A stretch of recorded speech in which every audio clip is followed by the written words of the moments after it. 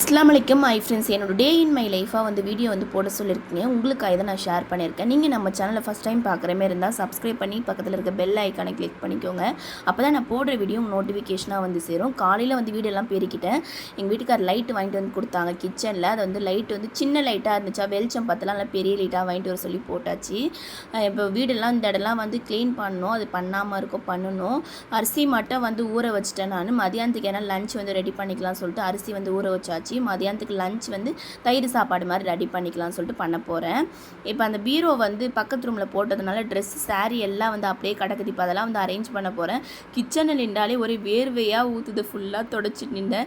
நம்ம குளிச்சுட்டு வந்தாலும் சரி மறுபடியும் குளிச்சிடுவோம் போல் கிச்சனில் நின்றா. அந்த மாதிரி வேர்வையாக ஊற்றுனா அந்தளவுக்கு வெயிலாக இருக்குது. நிறைய மோர்லாம் குடிங்க, தண்ணிலாம் குடிங்க, ஏன்னா அந்தளவுக்கு ஹீட் ஆகுது உடம்பெல்லாம். இப்போ சாரியெல்லாம் மடித்து வைக்க போகிறேன். நான் உங்கள் ஃப்ரெண்ட்ஸுக்கும் வீடியோ ஷேர் பண்ணி விட்டு பாருங்கள். இன்ஸ்டாகிராம்லேருந்து யார் யூடியூப்பில் பார்க்குறீங்கன்னு சொல்லிட்டு கமெண்ட்டில் வந்து சொல்லுங்கள்.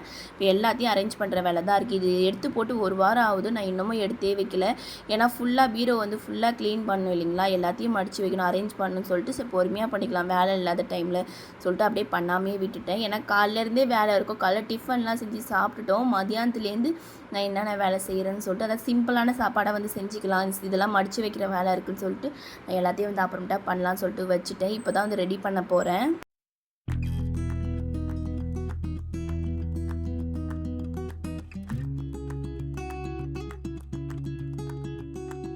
பீரோலேருந்து எல்லாத்தையும் எடுத்துகிட்டு இருக்கு பார்த்து என்னோடய மார்க் ஷீட் உங்கள்கிட்ட காட்டியிருப்பேன். அது என் 12th மார்க் ஷீட்டு ஃபைல் வந்துருந்துச்சு. அதையும் அப்படியே எல்லாத்தையும் எடுத்து வச்சுட்டு சாரீலாம் இப்போ பாதி இது மடித்து தான் இருக்குது. இப்போ என்னோடய சாரீ தான் எல்லாமே இருக்குது. இப்போ இது எல்லாத்தையும் மடித்து வைக்கிற வேலை தான் பெரிய வேலையாக இருக்குது. இதெல்லாம் க்ளீன் பண்ணணும், மடித்து வைக்கணும்.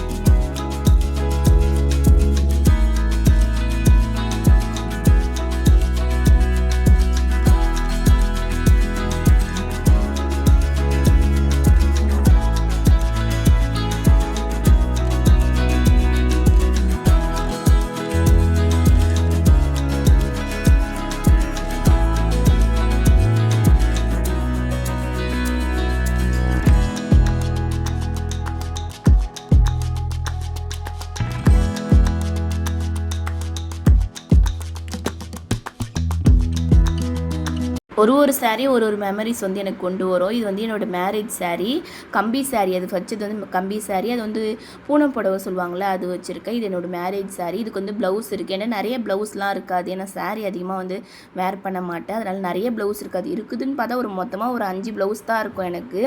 அதே இந்த சாரீக்கு ஒரு ப்ளவுஸ் வச்சுருப்பேன். அதோட இன்னொரு பட்டு சாரீக்கு வந்து ஒரு ப்ளவுஸ் வச்சுருப்பேன். இன்னொரு 2 காட்டனில் ஒரு 2 ப்ளவுஸ் வந்து டெய்லி யூஸ் பண்ணுறதுக்கு தைச்சிருப்பேன். அவ்வளோதான். மற்றபடி ப்ளவுஸ்லாம் தைக்க மாட்டேன். அந்த ப்ளவுஸ் தைக்கிறதுக்கு இதெல்லாம் ஒரு சுடிதார் வாங்கி போட்டுடலாம் சொல்லிட்டு நான் ப்ளவுஸே தைக்க மாட்டேன். இந்த சாரீலாம் வந்து மடித்து வைக்கணும். இந்த ப்ளவுஸ் வந்து நான் எப்படின்னா கையாலேயே வந்து ரெடி பண்ணது. தைச்சது வந்து கடையில் தைச்சிட்டேன். ஒருத்தவங்க தைச்சி கொடுத்தாங்க. நான் இந்த ஸ்டோன் ஒர்க்லாம் நானே பண்ணது. இந்த ப்ளூ சாரீ இருக்குது பார்த்திங்கன்னா, என்னோடய மேரேஜ் சாரின்னு சொன்னால இதுவுமே அதுமாரி தான். ஸ்டோன்லாம் நான் வந்து இது சிம்பிளாக இருக்கும். அந்த சாரீ ஃபுல்லாக ஸ்டோன் ஒட்டி நான் வச்சது. இப்போது ஒரு ட்ரெஸ்ஸு சிம்பிளாக இருக்குன்னா அது கிராண்டாக வந்து நான் பண்ணிவிடுவேன். எப்பயுமே அப்படி தான். எதனா ஒரு சிம்பிளாக ஒரு ட்ரெஸ்ஸு, பாப்பா ட்ரெஸ்ஸாக இருக்கட்டும், என்னோடய சாரீ ப்ளவுஸ் எதனா இருக்கட்டும், அது எதனா ஸ்டோன் எதனா இருந்துச்சுன்னா வீட்டில் இல்லை ட்ரெஸ்ஸில் வேஸ்ட்டான ட்ரெஸ்லலாம் இருந்தால் பிச்சு அப்படியே கம்மு போட்டு ஒட்டி அப்படியே வச்சுருவேன். இது எங்கள் வீட்டுக்கார் ஃபஸ்ட்டு எனக்கு வாங்கி கொடுத்த சாரீ. எல்லோ கலரில் வச்சுருக்கேன் பாருங்கள்.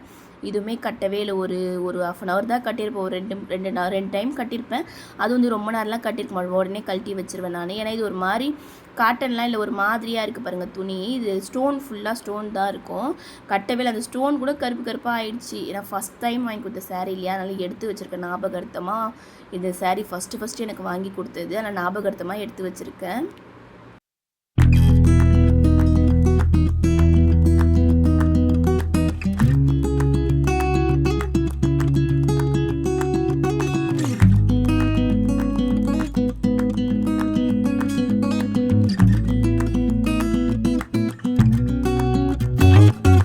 ஒரு ட்ராவில் வந்து இது எல்லாமே இருக்குது. பாப்பாவோட திங்ஸ், என்னோட திங்ஸ் எல்லாம் இந்த ஒரு டப்பாவில் போட்டு வச்சுருப்பேன். ட்ராவ் வந்து மூடி தான் வச்சுருப்போம். இப்போ இது எல்லாத்தையும் வந்து மூடி வச்சுலாம். ஏன்னா ஜுவல்ஸ்லாம் எதுவுமே இருக்காது, இது மட்டும் தான் இருக்கும். மிஞ்சி போனால் அந்த ஒரு கொலுசு வச்சுருப்பேன், அவ்வளோதான். இந்த சாரீலாம் வந்து மடித்து வைக்க போகிறேன்.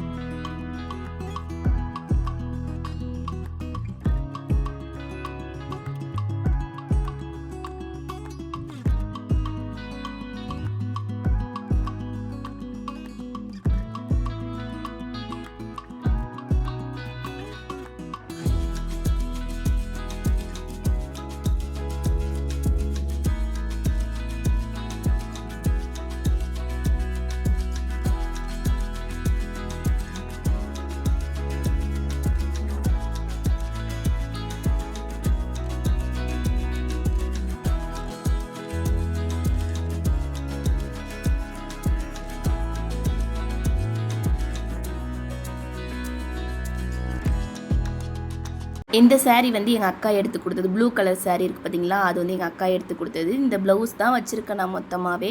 இது எல்லாத்தையும் மடித்து வச்சாச்சு. இந்த ட்ரெஸ்ஸு வந்து அதான் எடுத்ததுன்னு சொன்னேன் இல்லைங்களா, ரம்ஜானு கூட போட்டிருப்பேனே, இதெல்லாம் அப்படியே எடுத்து வச்சிடலாம். ஃபுல்லாக வந்து கபோர்டு வந்து பீரோவே இப்போ தான் வாங்கினது. இப்போ ஃபுல்லாக அந்த இதெல்லாம் அடுக்கி வச்சதுக்கப்புறம் அந்த தலகாணி கூட வந்து இந்த பீரோ வாங்க பார்த்து எனக்கு அந்த கடையில் கொடுத்தது, பாப்பாக்குன்னு வாங்கினது. அது ஃப்ரீயாக கொடுத்தாங்க. அதையும் எடுத்து வச்சுட்டு யூஸ் பண்ணவே இல்லை. நான் எந்த பொருள் இருந்தாலும் ஒரு சின்ன பொருள் வாங்கினா கூட புதுசாக இருந்தாலும் எடுத்து பீரோவில் வச்சுருவேன். நான் பீரோலாம் க்ளீன் பண்ணியாச்சு. இப்போ சாப்பாடு வந்து சட்டியில் வந்து போட்டுடலாம். வடித்து சாப்பிட்டா ரொம்பவே நல்லாயிருக்கும் சாப்பாடு. ரைஸ் குக்கர் இருக்குதான், ரைஸ் குக்கரில் செய்யறதோட சாப்பாடை வடித்து தயிர் சாதத்தில் சாப்பிட்டா சூப்பராக இருக்கும். இப்போ வந்து துணி வந்து மிஷினில் போட போகிறேன்.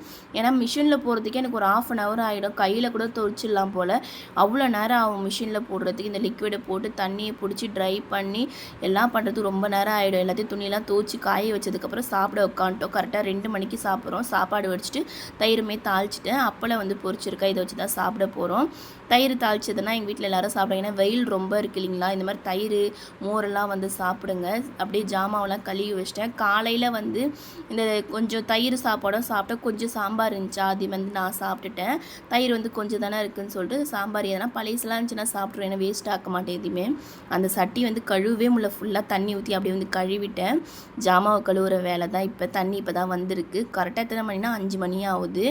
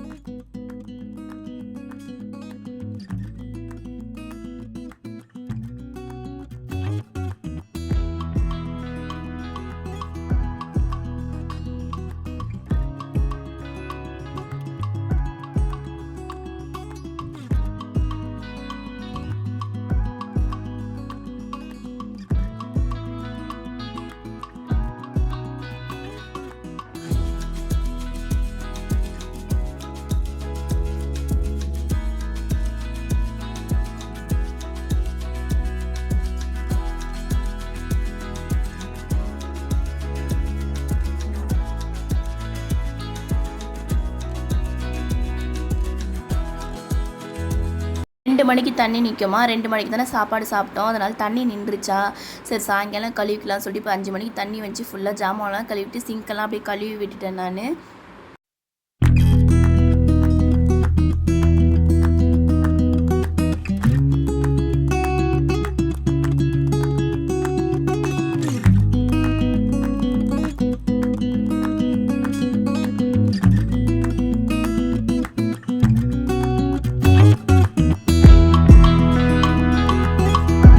வந்து வெளியே விளையாடிட்டு இருக்கா, எங்கள் வீட்டுக்கார் பார்த்துட்டு இருக்காரு. ஸ்வீட் ரெசிபி அதெல்லாம் செஞ்சு கொடுக்கலாம்னு சொல்லிட்டு செய்ய போகிறேன். பால் வந்து இல்லைங்களா, பால் வந்து காலையில் வந்து டீ போட்டு கொடுத்துட்டேன். இப்போ பால் இல்லை, பால் இருந்தால் கூட பாலை வச்சு மேனேஜ் பண்ணிவிடுவேன். பால் இல்லாததுனால இப்போ ஸ்வீட் எதனா செஞ்சு கொடுத்தா சாப்பிடுவாங்க சொல்லிட்டு ரெடி பண்ண போகிறேன். நீங்களும் செஞ்சு பாருங்கள், செம்ம சூப்பராக இருக்கும் இந்த ஸ்வீட்டு. ஸ்கூல் படிக்க பார்த்தலாம் என் ஸ்கூல் விட்டு வந்ததும் எங்கள் அக்கா இந்த ஸ்வீட் வந்து செஞ்சு கொடுப்பா. செம சூப்பராக இருக்கும். தண்ணி கொஞ்சமாக ஊற்றி செய்வா. ஒரு மாதிரி ஸ்வீட் மாதிரியே இருக்கும். நல்லா டேஸ்ட்டாக இருக்கும். எண்ணெய் ஊற்றி செய்வாங்க. செம சூப்பராக இருக்கும். கொஞ்சமாக நெய் ஊற்றிருக்கேன் நான். சேமியா வந்து வறுத்து தனியாக எடுத்துக்கலாம். வீடியோ ஸ்கிப் பண்ணாமல் பாருங்கள், கடைசி வரைக்கும் பாருங்கள். இந்த சேமியா வந்து நீங்கள் வறுத்த சேமியா இருந்தால் கூட எடுத்துக்கோங்க. எந்த சேமியா இருந்தாலும் எடுத்துக்கோங்க. கொஞ்சமாக தான் செய்ய போகிறேன் நான்.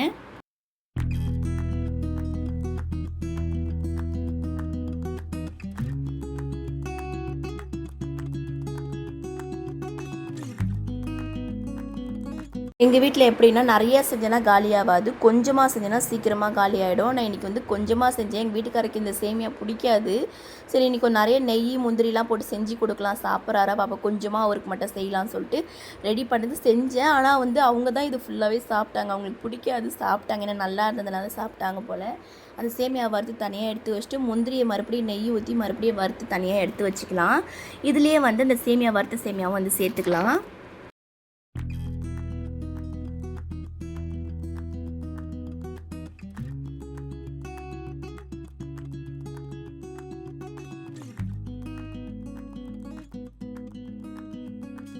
சேமியாவை சேர்த்ததுக்கப்புறம் தண்ணி வந்து கொஞ்சமாக தெளித்து விட்டுக்கோங்க. தண்ணி நிறைய ஊற்றிட்டுனா ஒரு மாதிரி சேமியா பாயாசம் மாதிரி ஆகிடும். அதனால் கொஞ்சமாக தண்ணியை தெளித்து விட்டுட்டு லேசாக ஒரு சிட்டிக்களவுக்கு உப்பு மட்டும் சேர்த்துக்கோங்க.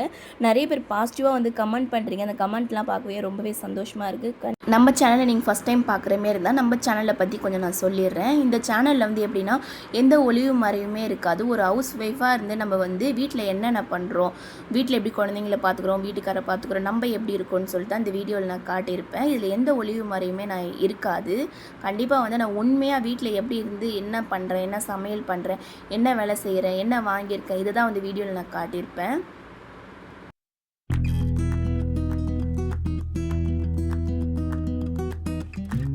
சர்க்கரை வந்து ஒரு 4 ஸ்பூன் தான் சேர்த்துப்பேன். நிறைய சர்க்கரை சேர்த்தா ஒரு மாதிரி ஸ்வீட் வந்து ஒரு மாதிரி திகிட்டுற மாதிரி இருக்கும். சர்க்கரையை சேர்த்துட்டு ஒரு ஏலக்காய் வந்து பிச்சு அப்படியே போட்டுட்டேன். அடுப்பை லோ ஃப்ளேமில் வச்சுக்கோங்க, ஹை ஃப்ளேமில் வைக்கக்கூடாது. அந்த லோ ஃப்ளேம்லேயே அந்த ஆவிலேயே வந்து அது வெந்துடும்.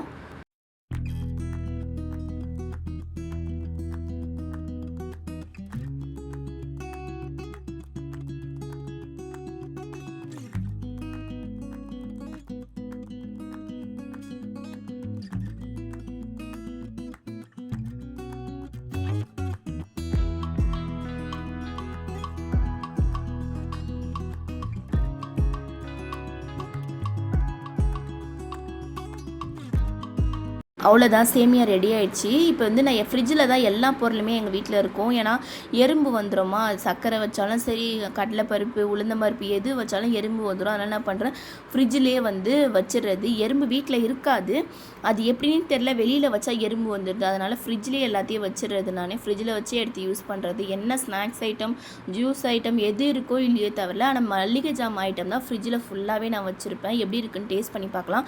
வெந்திருக்கு, நல்லா வெந்ததுக்கப்புறம் கொடுங்க, குழந்தைங்களுக்கு கொடுக்கலாம், அவங்க வீட்டுக்காரர் கொடுக்கலாம். வீட்டில் வந்து ஸ்நாக்ஸு இவ்வளோதான் நம்ம ஸ்வீட் ரெசிபி ரெடி. நல்லா முந்திரி அந்த நெய்யில் வறுத்து செம்ம டேஸ்ட்டாக இருந்துச்சு. மேலே போய் துணி வந்து காய வச்சுருந்தேன், பாப்பா துணி, அதையும் அப்படியே எடுத்துகிட்டு வந்துட்டேன். எடுக்கலாம் பார்த்தேன், ஃபுல்லாகவே ஈரமாக இருந்துச்சா. எங்கள் வீட்டுக்கு போய் ஜெட்டி எடுத்துருவான்னு சொல்லிட்டு சொன்னாங்க. பார்த்தா எல்லாமே ஈரமாக இருந்துச்சு. அப்படியே வச்சுட்டு சரி நாளைக்கே எடுத்துக்கலாம் சொல்லிட்டு அப்படியே விட்டுட்டேன். அதுக்கப்புறம் வந்து இந்த பழைய துணி, இது சின்ன துணி, சின்ன ட்ரெஸ்லாம் வந்து இருந்துச்சா. இதில் பார்த்தா என்ன ஃபேண்ட் இருக்கான்னு பார்த்துட்டு ஒரு ஃபேண்ட்டு தான் இருந்துச்சு, அதை எடுத்துகிட்டு போய் கொடுத்தேன்.